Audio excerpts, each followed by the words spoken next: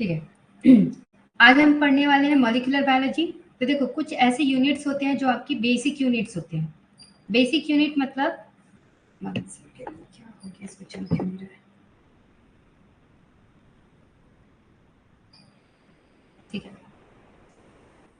देखो, basic units मतलब क्या होगा? ऐसे यूनिट्स जो आपके बेस को बनाने का काम करते हैं। ठीक है, आप कुछ भी पढ़ लो, चाहे आप पढ़ो प्लांट फिजियोलॉजी, है ना, चाहे पढ़ो आप एनिमल फिजियोलॉजी, ठीक है, चाहे आप कुछ और पढ़ो, आप पढ़ो एनिमल कल्चर, टिश्यू कल्चर, ठीक है, अप्लाइड पढ़ लो। तो इसमें काम क्या आते हैं? आपके जो बेसिक यूनिट्स के कॉन्सेप्ट्स हैं, है ना, ये काम आते हैं। तो बेसिक यूनिट्स आपके बहुत इंपॉर्टेंट है, जैसे कि आपका सेल बायोलॉजी हो गया, आपका मॉलिक्यूलर बायोलॉजी हो गया, ठीक है, आपका बायोकेमिस्ट्री हो गया। ये तीनों यूनिट जो है आपके बेस को बनाने का काम करता है। मॉलिक्यूलर बायोलॉजी में आप पढ़ते हो कि मॉलिक्यूल्स क्या होता है, उसकी स्ट्रक्चर क्या होता है, कौन से बॉन्ड होते हैं, कैसे कैसे आपका जो मैक्रो मॉलिक्यूल्स है उसका फॉर्मेशन होता है, और उस मैक्रो मॉलिक्यूल्स का फंक्शन आप पढ़ते हो सेल के अंदर। ठीक है, सेल बायोलॉजी के अंदर।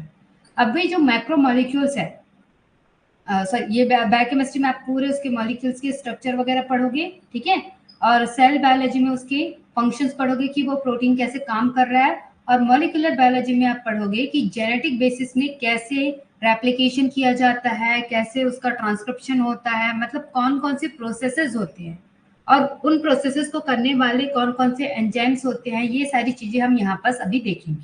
ठीक है, तो बहुत इंपॉर्टेंट यूनिट है मॉलिक्यूलर बायोलॉजी, क्योंकि ये बेस क्रिएट करने में हेल्प करता है। ठीक है, तो देखो मॉलिक्यूलर बायोलॉजी में अगर हम बात करें, मॉलिक्यूलर बायोलॉजी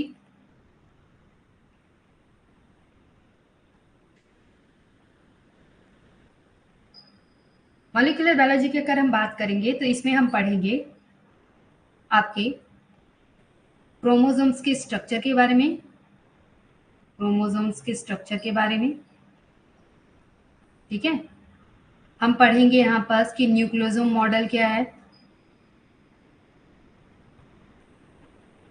इसके बाद हम पढ़ेंगे compaction, compaction of DNA, DNA कैसे कॉम्पैक्ट होता है, जिसे हम बोलते हैं ऑर्गेनाइजेशन ऑफ डीएनए। या ये बहुत इंपॉर्टेंट है, यहाँ से क्वेश्चन पूछा जाता है। ठीक है, अब बाकी जो डीएनए का स्ट्रक्चर वगैरह है वो आप बायोकेमिस्ट्री में पढ़ते हो कि डीएनए कैसे बनता है, कौन कौन से बेसिक यूनिट्स होते हैं, सुगर कौन सा होगा, है ना, आरएनए और डीएनए में क्या अंतर होता है, ये सारी आप बायोकेमिस्ट्री में पढ़ोगे। मॉलिक्यूलर बायोलॉजी में हम प्रोसेसेस पढ़ते हैं। ठीक है, तो इसमें हम और क्या पढ़ेंगे? तो इसमें हम पढ़ेंगे रेप्लिकेशन, इसमें हम पढ़ेंगे रेप्लिकेशन के बाद रिपेयर सिस्टम, इसमें हम रिकॉम्बिनेशंस पढ़ेंगे, इसमें हम और पढ़ेंगे जो आपके ट्रांसपोजॉन्स है उसके बारे में।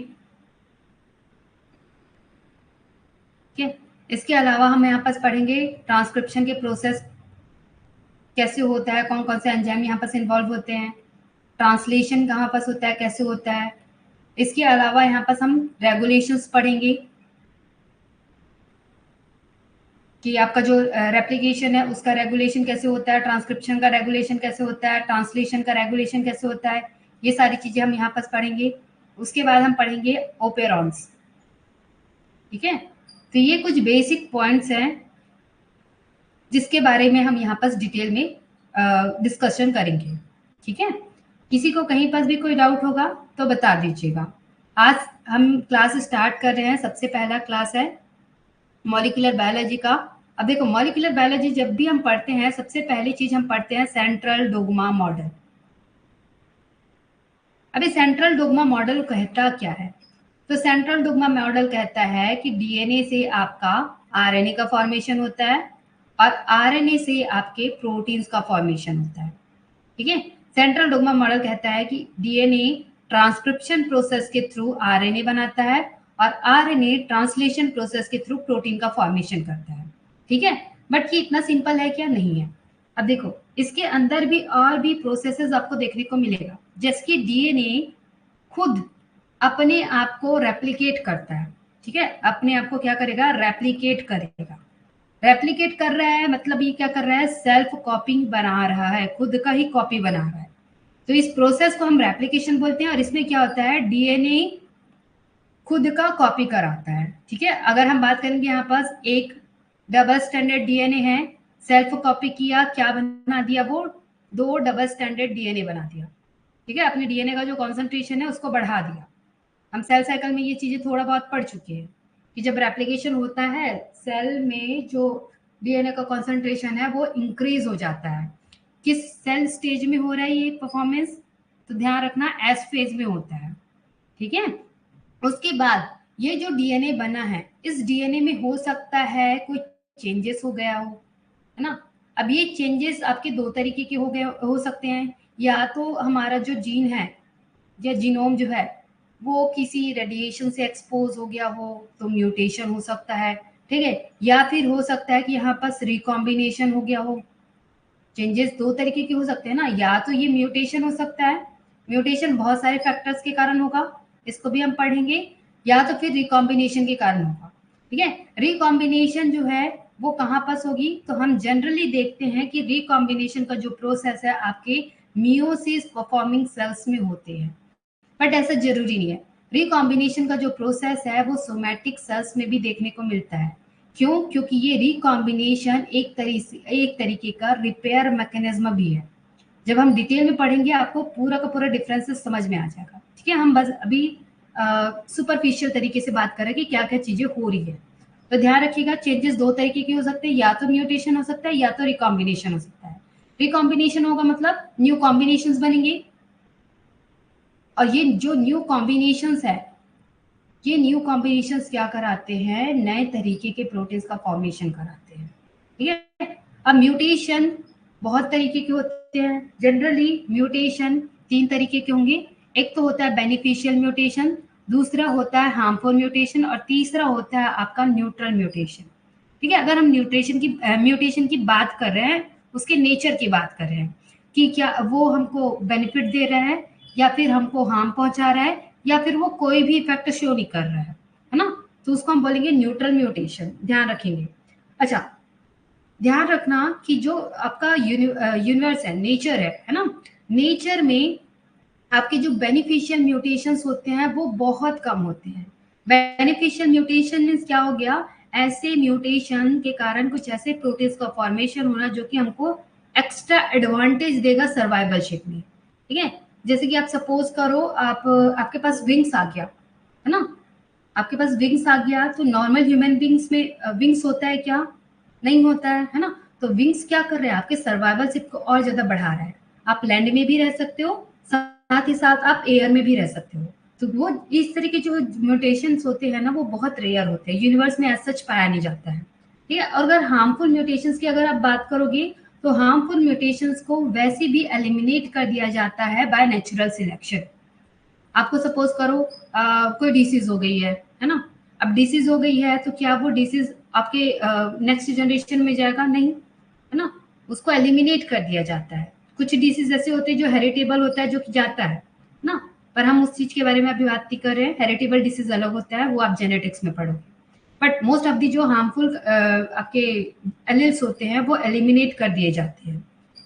अब जो नेचर में बसता है वो क्या हो जाता है, न्यूट्रल म्यूटेशंस हो जाते हैं। और न्यूट्रल जो म्यूटेशन है ये फ्रिक्वेंट बेसिस पे होता है, बहुत फ्रिक्वेंट होता है।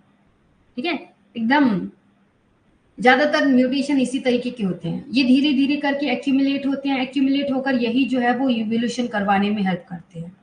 ठीक है, हमने क्या पढ़ा है कि चिंपैंजी जो है वो हमारा बहुत करीब का रिश्तेदार है ना। मतलब हमारे जो जीनोम है वो चिंपैंजी का जो जीनोम है, ये दोनों बहुत मैच खाते हैं। ठीक है, तो हम चिंपैंजी से अलग कैसे हुए, तो हमारे में क्या हुआ, ऐसी म्यूटेशंस हुए, न्यूट्रल म्यूटेशन, जो धीरे धीरे करके एक्यूमुलेट हो गए हमारे जीनोम में। और यही जो न्यूट्रल म्यूटेशन है उसके कारण एक नए तरीके के प्रोटीन्स का फॉर्मेशन हुआ, जिसके कारण हमारा इवोल्यूशन हो गया। ठीक है, हम ह्यूमन बन गए और चिंपैंजी चिंपैंजी रह गया। समझ गए। तो ध्यान रखना, ये जो म्यूटेशंस है और जो रिकॉम्बिनेशन, ये क्या होता है, डीएनए लेवल में चेंजेस होते हैं। अब अगर ये सही रहा, मान लो जाइए म्यूटेशन कोई हमको हार्मफुल नहीं पहुंचा रहा है ना, और रिकॉम्बिनेशन तो वैसे भी नए कॉम्बिनेशंस का फॉर्मेशन करा रहा है। तो अगर ये सारी चीजें सही रही तो हमारा जो जीन है, डीएनए है, अब हम इसको क्या बोलेंगे, मैच्योर डीएनए बोलेंगे, मैच्योर डीएनए। ठीक है, अब ये मैच्योर डीएनए में अगर म्यूटेशन हार्मफुल रहा तो रिपेयर सिस्टम भी यहीं पर काम करता है। रिपेयर सिस्टम काम करेगा, इसको पूरी तरीके से ठीक कर देगा, ठीक करने के बाद मैच्योर डीएनए में कन्वर्ट करवा देगा। अब जो ये मैच्योर डीएनए है ये परफॉर्म करता है आपका प्रोसेस जिसे बोलते हैं ट्रांसक्रिप्शन। ट्रांसक्रिप्शन के थ्रू ये क्या करता है, आरएनए का फॉर्मेशन कराता है। ठीक है, अब ये जो आरएनए है, ये आरएनए अभी हम इसको क्या बोलेंगे, प्री आरएनए बोलेंगे। क्यों? क्योंकि ये अभी रॉ फॉर्म में है, इसको हमको प्रोसेस करना पड़ेगा। तो यहाँ पास होता है प्रोसेसिंग का प्रोसेस। प्रोसेसिंग में आपको क्या देखने को मिलता है, ट्रिमिंग, कटिंग, ठीक है, रिमूवल ऑफ एंट्रॉन्स, ठीक है, और आपको मॉडिफिकेशंस देखने को मिलेगा, जैसे कि हो गया फॉस्फोराइलेशन वगैरह, है ना, आपका जो कैप का फॉर्मेशन है, एमआरएनए में जो कैपिंग होती है 5 प्राइम, वो पॉली ए का एडिशन, ये सारी चीज आपकी प्रोसेसिंग के अंदर आ जाती है। तो ध्यान रखना, प्री एमआरएनए जो है वो प्रोसेसिंग में जाता है, प्रोसेसिंग के बाद ये मैच्योर एमआरएनए का फॉर्मेशन कराता है, मैच्योर आरएनए। अब ये जो मैच्योर आरएनए है, हम अभी यहाँ पर ले रहे हैं एमआरएनए, ठीक है, एमआरएनए मतलब मैसेंजर आरएनए। अब ये जो एमआरएनए है, मैच्योर एमआरएनए, ये ट्रांसलेशन प्रोसेस में एंटर करता है और ये क्या करता है, प्रोटीन का फॉर्मेशन कराता है। इस प्रोटीन को भी हम प्री प्रोटीन बोलते हैं। प्री प्रोटीन में भी मॉडिफिकेशंस होते हैं और इस मॉडिफिकेशंस को हम क्या बोलते हैं, पोस्ट ट्रांसलेशनल मॉडिफिकेशंस बोलते हैं। ठीक है, ट्रांसलेशन होने के बाद यहाँ पर मॉडिफिकेशंस किया जा रहा है, तो इसे पोस्ट ट्रांसलेशनल मॉडिफिकेशंस कहा जाता है। जैसे कि आपका फॉस्फोराइलेशन हो गया, है ना, मैथाइलेशन हो गया, आपका सल्फर का एडिशन हो गया, तो ये सारी चीजें आपके मॉडिफिकेशंस का ही पार्ट होता है। जैसे ही पर्टिकुलर प्रोटीन मॉडिफाई हो गया, अपना प्रॉपर स्ट्रक्चर गेन कर लिया, अब ये क्या कहलाएगा, अब ये कहलाएगा मैच्योर प्रोटीन। मैच्योर प्रोटीन जो होता है यही किसी फंक्शन को डिसाइड करने में हेल्प करता है। ठीक है, कोई भी फंक्शन अगर हो रहा होगा तो उसको कौन करवाता है, उसको करवाता है आपका, 1 सेकेंड, ये क्या हो गया इसका, ठीक है, तो ये ध्यान रखिएगा आप लोग। ठीक है, इतनी चीज समझ में आई। सेंट्रल डोग्मा मॉडल क्या कहता है, डीएनए से आरएनए का फॉर्मेशन होता है, आरएनए से प्रोटीन का फॉर्मेशन होता है। अब ये जो डीएनए से आरएनए बन रहा है, आरएनए से प्रोटीन बन रहा है, इसके बीच बीच में भी बहुत सारी चीजें होती है। जैसे डीएनए खुद को रेप्लिकेट करता है, सेल्फ कॉपी बनाता है एस फेज के दौरान। ठीक है, इसके बाद जो डीएनए बना है, इस डीएनए में हो सकता है चेंजेस हो, ये म्यूटेशन हो सकता है, रिकॉम्बिनेशन हो सकते हैं। अगर म्यूटेशन हार्मफुल रहा तो उसे रिपेयर करना पड़ेगा, तो यहाँ पर रिपेयर सिस्टम काम करता है। इसके बाद सारी चीजों को करेक्ट करने के बाद जब अब डीएनए बनता है तो इसको हम बोलेंगे mature DNA. Mature DNA transcription perform करता है, ट्रांसक्रिप्शन से प्री आरएनए का फॉर्मेशन होता है। ठीक है, ध्यान रखना, प्री एमआरएनए से फिर से डीएनए का फॉर्मेशन करवाया जा सकता है, इसे बोला जाता है रिवर्स ट्रांसक्रिप्शन। रिवर्स ट्रांसक्रिप्शन, ठीक है, रिवर्स ट्रांसक्रिप्शन के थ्रू हम रिवर्स कर सकते हैं इस प्रोसेस को। उसके बाद ये जो प्री एमआरएनए बना है, इसमें प्रोसेसिंग होता है, just like trimming, cutting and so on. अब ये क्या करता है, मैच्योर आरएनए का फॉर्मेशन करता है। अब ये मैच्योर आरएनए ट्रांसलेशन करवाता है, प्री प्रोटीन का फॉर्मेशन करता है। प्री प्रोटीन में बहुत सारे मॉडिफिकेशंस होते हैं और ये मॉडिफिकेशंस के बाद हमको मैच्योर प्रोटीन देखने को मिलता है और यही प्रोटीन रिस्पॉन्सिबल होता है किसी टाइप के फंक्शन के लिए। ठीक है, अच्छा, ये ध्यान रखना, अभी आप बात कर रहे थे ट्रांसलेशन की, है ना, ट्रांसक्रिप्शन की और आपका रेप्लिकेशन की। तो अगर हम प्रोकैरियोट्स की बात करेंगे तो प्रोकैरियोट्स में ये सारे ही प्रोसेस साइटोप्लाज्म में होता है। ठीक है, जबकि जो यूकैरियोट्स होते हैं उसमें ट्रांसक्रिप्शन और रेप्लिकेशन न्यूक्लियस के अंदर होता है, इनसाइड न्यूक्लियस होता है। ठीक है, जबकि ट्रांसलेशन जो है वो साइटोसोल में होता है। ठीक, तो ये डिफरेंसेस ध्यान रखिएगा। अच्छा, एक चीज और ध्यान रखिएगा कि जो आपका प्रोकैरियोट्स होते हैं इसमें डीएनए बन रहा है इधर, मतलब डीएनए का रेप्लिकेशन हो रहा है, उसी दौरान ट्रांसक्रिप्शन भी ऑन हो जाता है और उसी दौरान आपका ट्रांसलेशन भी स्टार्ट हो जाता है। ठीक है, तो ये एक दूसरे से क्या करते हैं, कहीं ना कहीं को रिलेटेड मैनर पर काम कर रहे होते हैं, ध्यान रखना इसको। ओके, यहाँ पर मस्त डायग्राम बताया गया है जिसमें सेंट्रल डोग्मा मॉडल को बताया गया है। ठीक है, हमने समझ ही लिया क्या है यहाँ पर। तो देखो ये डीएनए है, डीएनए खुद का रेप्लिकेशन करवा रहा है, सेल्फ कॉपी बना रहा है। डीएनए से ट्रांसक्रिप्शन प्रोसेस के थ्रू आरएनए का फॉर्मेशन हो रहा है। अब ये आरएनए जो है इसको हम कन्वर्ट करवा सकते हैं डीएनए में, और इस डीएनए को हम क्या बोलेंगे, अब सीडीएनए बोलेंगे। ध्यान रखना, सीडीएनए या फिर क्लोन डीएनए बोला जाता है इसे। ठीक है, रिवर्स ट्रांसक्रिप्शन के थ्रू जो डीएनए बनता है उसे क्लोन डीएनए कहते हैं। यहाँ पर जो एंजाइम यूज होगा उसे ध्यान रखना, रिवर्स ट्रांसक्रिप्टेज बोलेंगे, ट्रांसक्रिप्टेज। ठीक है, ओके। फिर देखो ये आरएनए जो है वो ट्रांसलेशन परफॉर्म करेगा, ट्रांसलेशन से ये प्रोटीन का फॉर्मेशन करेगा। अब ये प्रोटीन में मॉडिफिकेशंस होते हैं, एसिटाइलेशन, फॉस्फोराइलेशन, ग्लूकोसाइलेशन, यूबिक्विटिनेशन एंड मेथाइलेशन। ये सारे तरीके के आपको मॉडिफिकेशंस देखने को मिलेंगे। ठीक है, इसे हम क्या बोलते हैं, पोस्ट ट्रांसलेशनल मॉडिफिकेशंस बोलते हैं। ये जो मॉडिफिकेशंस है कहीं ना कहीं प्रोटीन के फंक्शन को डिटरमाइन करवाने में हेल्प करता है। ठीक है, या तो उसे एक्टिवेट करवाएगा या तो इनएक्टिव करने का काम करेगा, या तो फिर उसे डिग्रेडेशन पाथवे में भेज देगा। ठीक है, तो इस तरीके से ये काम करता है। ओके, उसके बाद हम नेक्स्ट बढ़ते हैं, प्रोकैरियोटिक जीनोमिक मटेरियल क्या होता है। ठीक है, तो प्रोकैरियोट्स में क्या आ जाएंगे, आपके बैक्टीरियाज आ जाएंगे। ध्यान रखिएगा, बैक्टीरिया जो होते हैं वो प्रोकैरियोट्स में आते हैं। प्रोकैरियोट्स और यूकैरियोट्स में क्या क्या डिफरेंसेस हैं ये हमने ऑलरेडी देख लिया है सेल बायोलॉजी में। ठीक है, आई होप आपको क्लियर हो वो। देखो यहाँ पर बैक्टीरियल जीनोम की बात कर रहे हैं, मतलब प्रोकैरियोटिक जीनोमिक मटेरियल की बात कर रहे हैं, तो ध्यान रखना बैक्टीरियल डीएनए जो होता है वो कॉम्पैक्ट होता है और इसे हम न्यूक्लियोइड कहते हैं। ठीक है, ध्यान रखेंगे, क्या कहा जाता है, न्यूक्लियोइड कहा जाता है। Which can occupy a significant fraction of cell volume. The DNA appears to be attached at one or more point to the inner surface of the plasma membrane। ठीक है, तो ध्यान रखिएगा, जैसे हम बात करते हैं हमारा यूकैरियोट्स का जो डीएनए है वो आपके न्यूक्लियस के अंदर रहता है ना। ये यूकैरियोट्स के बारे में बात कर रहे हैं ना, न्यूक्लियस के अंदर आपका डीएनए पाया जाता है। बट अगर हम प्रोकैरियोट्स की बात करेंगे तो प्रोकैरियोट्स में ये पैच्ड के फॉर्म में, पैच के फॉर्म में ना, देखो पैच के फॉर्म में रहता है, इसे हम न्यूक्लियोइड कहते हैं। अब ये जो न्यूक्लियोइड है ये कुछ न्यूक्लियोइड जो हैं वो प्लाज्मा मेम्ब्रेन से भी एसोसिएटेड हो सकते हैं। ठीक है, एक सरफेस प्रोवाइड करता है प्लाज्मा मेम्ब्रेन इसको अटैचमेंट के लिए। अच्छा, ये ध्यान रखिएगा कि न्यूक्लियोइड जो है, न्यूक्लियोइड बन कैसे रहा है, क्योंकि ये कॉम्पैक्ट स्ट्रक्चर है ना। अगर हम बात करेंगे नॉन कॉम्पैक्ट या फिर अनकंडेंस्ड फॉर्म की, तो ये single standard DNA, double standard form of DNA ऐसी रहेगा, है ना। पर अगर हम बात करें कॉम्पैक्शन की, तो कॉम्पैक्शन में क्या हो जाते हैं, ये और ज्यादा कॉइल्ड हो जाते हैं।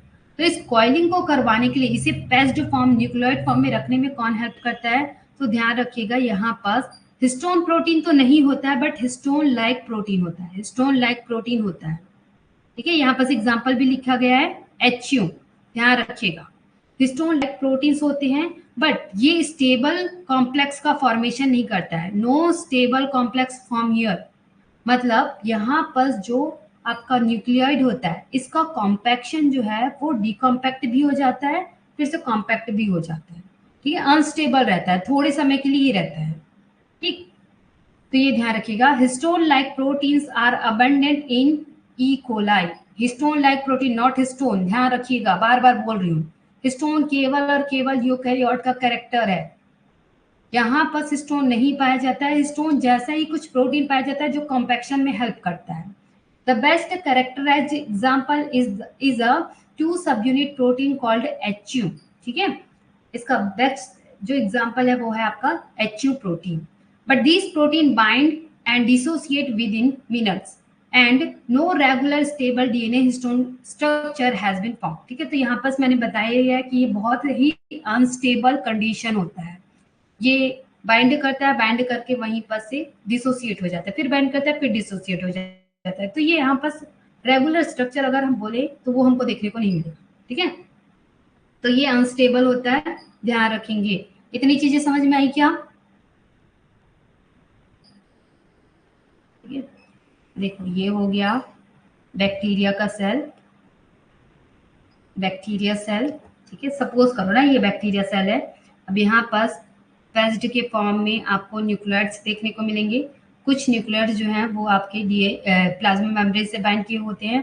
अच्छा, ये ध्यान रखना कि यहाँ पर जो आपके बैक्टीरिया के जीनोम होते हैं वो सर्कुलर डबल स्ट्रैंडेड डीएनए होते हैं, डबल स्ट्रैंडेड डीएनए।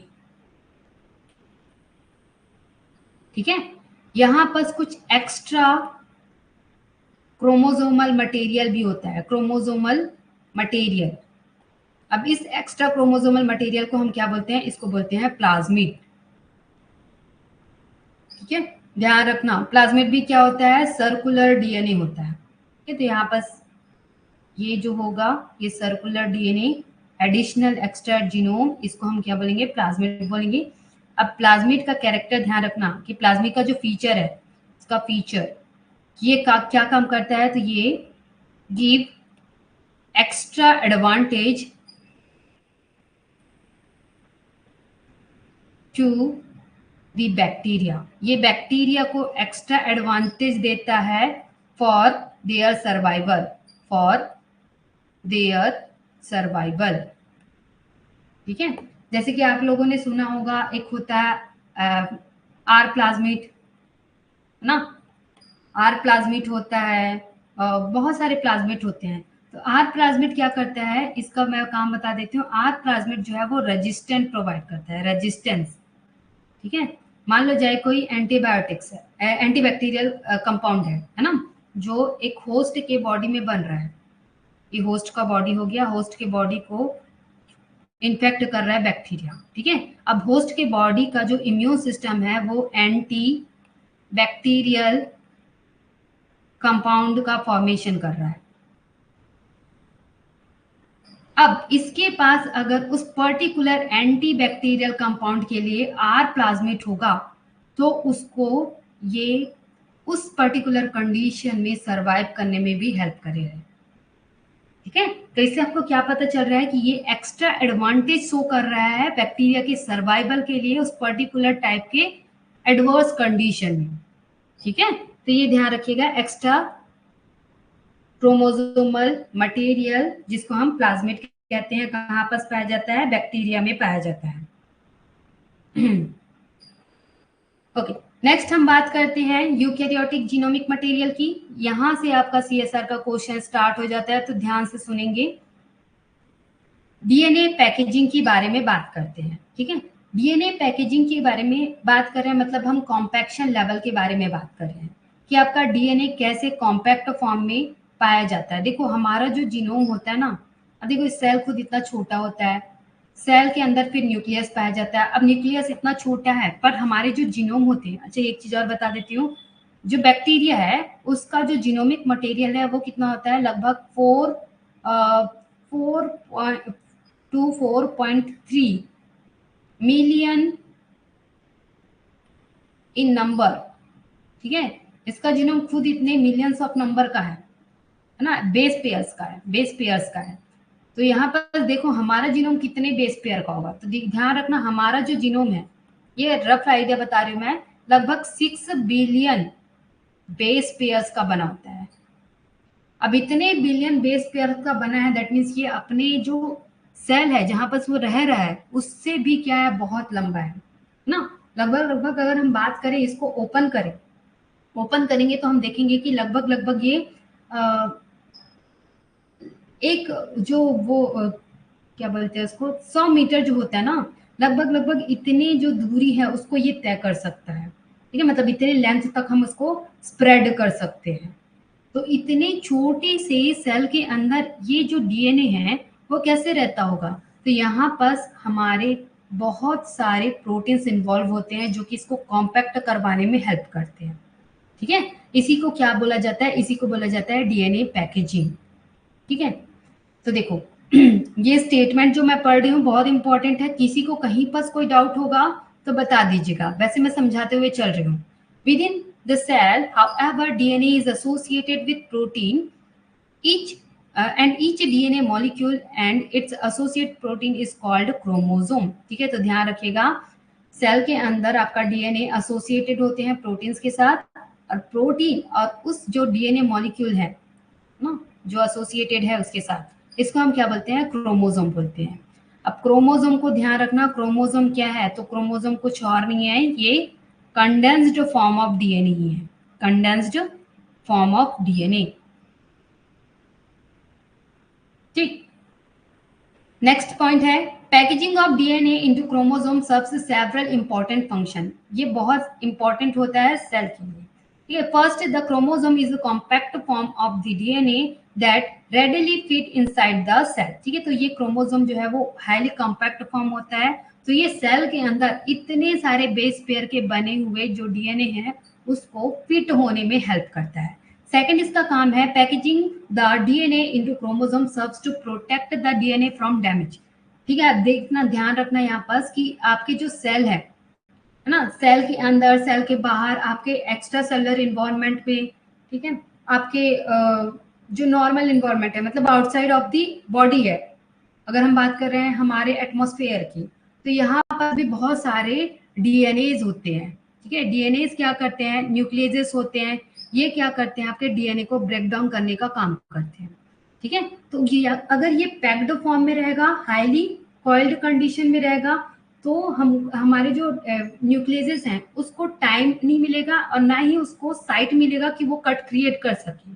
तो कहीं ना कहीं जो क्रोमोसोम है वो डीएनए को उसके उसी फॉर्म में रखने का काम करता है, उसको डैमेज से प्रोटेक्ट करने का काम करता है ताकि न्यूक्लियस आकर वहां पर कट क्रिएट ना करे। ठीक है, तो दो मेन फंक्शन है, एक तो इसको फिट करना, दूसरा उसको प्रोटेक्ट करना। नेक्स्ट है only DNA packaged into a chromosome can be transmitted efficiently to both daughter cells when a cell divide. ये तो हमने देखा ही है, कल ही सेल साइकिल कंप्लीट किया है, परसों, है ना, तो परसों हमने देखा है कि जो कंडेंसिन है, कोहेसिन है, ये कहीं ना कहीं ट्रांसमिशन में हेल्प कर रहा था, क्योंकि जब हम देख रहे थे न्यूक्लियर डिवीजन हो रहा था तो न्यूक्लियस डिवीजन के लिए हमको सेंट्रोमियर का स्प्लिटिंग करवाना पड़ रहा था, और वो सेंट्रोमियर का स्प्लिटिंग कहीं ना कहीं आपके कोहेसिन और कंडेंसिन पर डिपेंड कर रहा था। और कोहेसिन और कंडेंसिन क्या है, तो ये क्रोमोसोम को कॉम्पैक्ट करने वाला प्रोटीन्स है। ठीक है, समझ गए, तो अगर ये एफिशिएंटली होगा, एफिशिएंटली पैक्ड होगा, तभी ये जाकर ट्रांसमिट करवा सकता है, मतलब दो न्यूक्लियर जो डिवीजन है उसको करवाने में ये हेल्प करेगा। ठीक है, अदरवाइज हमारा जो स्प्लिटिंग है सेंट्रोमियर का वो नहीं होगा, और अगर सेंट्रोमियर स्प्लिट नहीं होगा तो आपके दो न्यूक्लियस जो डिवीजन है वो नहीं होगा, केवल केवल एक ही रहेगा, है ना। फिर सेल को भेजा जाएगा रिपेयर सिस्टम में, अगर रिपेयर नहीं होता है तो सेल को अल्टीमेटली एपोप्टोसिस में भेज दिया जाता है। ठीक है, तो ध्यान रखेंगे इसको। नेक्स्ट है prokaryotic cells have a single circular chromosome, बात कर लिया हमने, सिंगल सर्कुलर क्रोमोसोम होता है, जबकि यूकैरियोटिक सेल्स जो है इसमें हमको मल्टीपल लीनियर क्रोमोसोम्स देखने को मिलता है, ये तो आप सबको पता होगा। Half of the molecular mass of the eukaryotic chromosome is protein. ठीक है, तो देखो ये बहुत इंपॉर्टेंट है, आपके जो क्रोमोसोम्स होते हैं ना यूकैरियोटिक क्रोमोसोम, इसके अगर हाफ ऑफ द मास की बात करेंगे तो ये केवल और केवल क्या होगा, प्रोटीन होगा, क्योंकि प्रोटीन ही इसको कॉम्पैक्ट करवाने में हेल्प कर रहा है। तो ये ध्यान रखेंगे आप लोग। In eukaryotic cell a given region of DNA with its associated protein is called chromatin. ठीक है, तो डीएनए और उससे एसोसिएटेड प्रोटीन को हम क्या बोलते हैं, क्रोमेटिन बोलते हैं। ठीक है, ध्यान रखना, क्रोमोसोम क्रोमोसोम के जो डिफरेंट डिफरेंट साइट्स होते हैं, है ना, उसी को हम क्रोमेटिन बोलते हैं। ठीक है, तो अगर हम डीएनए और उसके एसोसिएटेड प्रोटीन के कुछ रीजंस की बात करेंगे तो उसको हम क्रोमेटिन बोलते हैं। The majority of the associated protein are small basic protein called histone. ठीक है, although not nearly as abundant, other proteins referred to as a non-histone protein and are also associated with eukaryotic chromosome. These proteins include the numerous DNA binding proteins that regulate the replication, repair, recombination and transcription of cellular DNA. अब देखो यहाँ पास मैंने क्या बात किया है, यहाँ पास मैंने बात किया है क्रोमोसोम के बारे में। ठीक है, अब देखो क्रोमोसोम का स्ट्रक्चर पहले हम देख लेते हैं। ये है आपका क्रोमोसोम। ठीक है, आपको बहुत सारी चीजें पहले से ही पता है।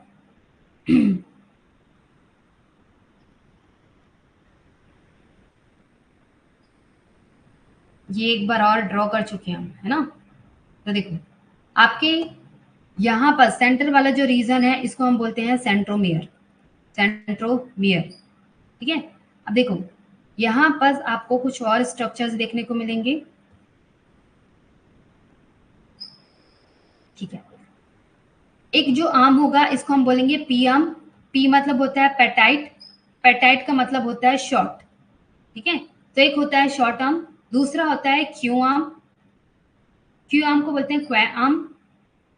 क्वे आर्म मतलब होता है लॉन्ग आर्म, ठीक है, या लार्ज आर्म। तो ये इसके आर्म्स हो गए। अब ये जो आर्म्स है इसमें भी हमको अलग अलग रीजंस देखने को मिलता है।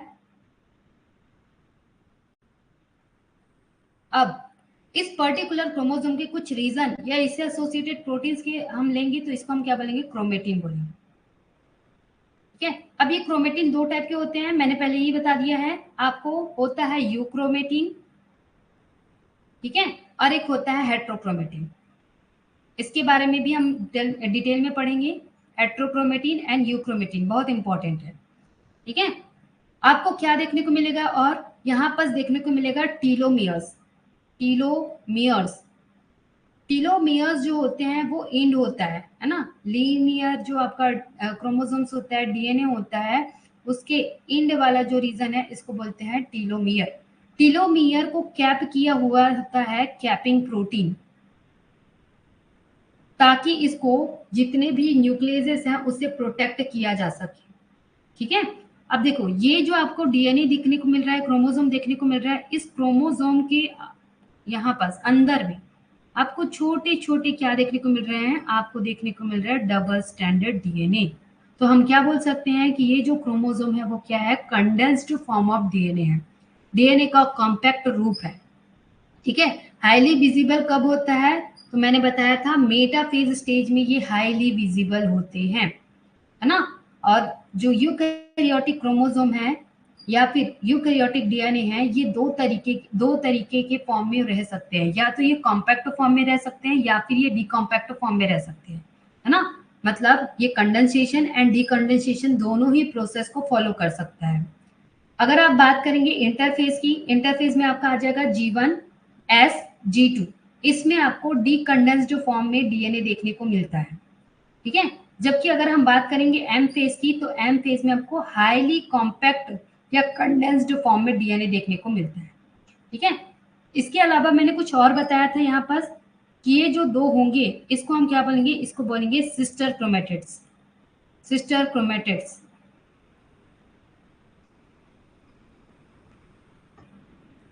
ठीक है, याद होगा आप लोग को।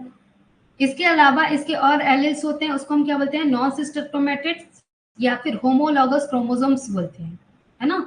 बताया था इसको मैंने अलग से। अच्छा, अब यहाँ पर देखो क्रोमोसोम में आपको क्या क्या देखने को मिलेगा, तो ये तो हो गया आपका क्रोमोसोम का स्ट्रक्चर। अब देखो ये जो क्रोमोसोम्स है, क्रोमोसोम्स, क्रोमोसोम्स में जो ये एक रीजन है इसको हम बोलते हैं क्रोमेटिन।